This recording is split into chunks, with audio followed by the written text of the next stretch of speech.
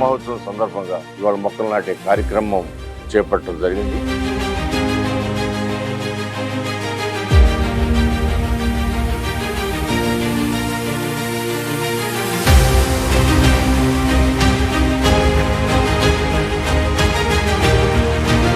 మన దురదృష్టం ఏంటి, మనం కూడా ఒక ముఖ్యమంత్రి చూసాం గత 5 సంవత్సరాలు జగన్మోహన్ రెడ్డి గారు. మరి మొక్కలు నరకటం అనేది విచ్చలవిడిగా నరికేది.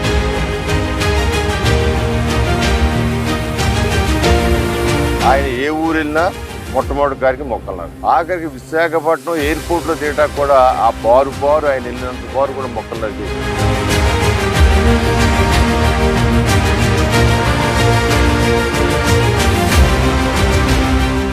చిన్నప్పటి నుంచి ప్రతి ఒక్కళ్ళు వాళ్ళ విద్యార్థి దశలు ఉన్నప్పుడు అశోకుడు మొక్కలు నాటినని చెప్పి అనే కార్యక్రమం ఇప్పుడు కూడా చెవుల్లో రింగులు తిరుగుతూ ఉంది. ఆయన ఎన్నో వందల సంవత్సరాల క్రితం ఆయన మొక్క నాటితే అది చరిత్రలో నిలిచిపోయింది. అదేవిధంగా నారా చంద్రబాబు నాయుడు గారు నాకు తెలిసి ఒక ఉద్యమం లేక మొక్కలు నాటే కార్యక్రమం చేపట్టిన మొట్టమొదటి ముఖ్యమంత్రి నారా చంద్రబాబు నాయుడు గారు నేను అనుకుంటాను. ఎందుకంటే ప్రతి శుక్రవారం మొక్కలు నాటే కార్యక్రమం, జన్మభూమి కావచ్చు, శ్రమదానం కావచ్చు, ఈ రెండింటిని అనుసంధానం చేసి కావచ్చు, ప్రతి శుక్రవారం మొక్కలు నాటే కార్యక్రమం. ఆ కాలనీలో పోటీపడి, ఒక్క కాలనీ చూసి ఇంకో కాలనీ, ఒక ఊరు చూసి ఇంకో ఊరు పోటీపడి మొక్కలు నాటారు. దాని పర్యవసానమే ఇవాళ కాలనీలన్నీ కూడా పచ్చగా ఉన్నాయి. మరలా ఈ రోజున వన మహోత్సవం సందర్భంగా ఇవాళ మొక్కలు నాటే కార్యక్రమం చేపట్టడం జరిగింది.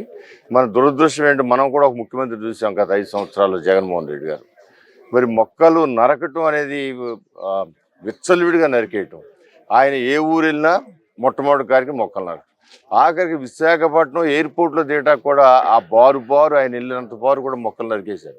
మరి ఆయనకి ఆనందం మొక్కలు నరికితే ఆ మోడు ఏ విధంగా ఉంటుందో చూడాలని ఆనందం తెలియదు. కానీ మనకి ఈ మొక్కలు నాటే కార్యక్రమం, మొక్కలు మన కోసం, ఒక మొక్క నాటితే అది అనేక మందిని దాని కనుక మనం బతికించుకుంటే కొన్ని వేల మందికి అవసరమైన ప్రాణవాయువుని ఇస్తుంది.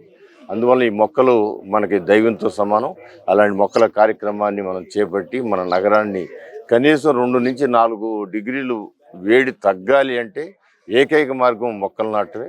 దాని విస్తృతంగా ప్రతి వాళ్ళు కూడా మొక్కని ఒక మన బిడ్డతో సమానంగా పెంచి పోషించాల్సిన అవసరం ఉందని తెలియజేస్తున్నాను.